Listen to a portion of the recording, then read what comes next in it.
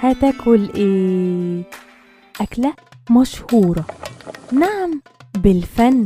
معجونة ازاي؟ هتعرف هنا مع كل فزورة مطبوخة بأفلام وأغاني وكمان مسلسلات في فوازير. أكلة مفنونة. يا مساء السعادة والهنا، جيت لكم أنا مونيكا ميشيل، ويلا بينا نعرف حل طبق امبارح. والحل هو فيلم غزل البنات. وحالا هنعرف فزورتنا الطازة مع طبق جديد جواه أكلة مفنونة. الأولى صغيرة والأغلب سودة وتسيب أثر في الإيد، مش بتتقشر بس ممكن تتعصر، وطعمها عنيد، بين الحلو واللاذع لذيذة أكيد. والتاني رمز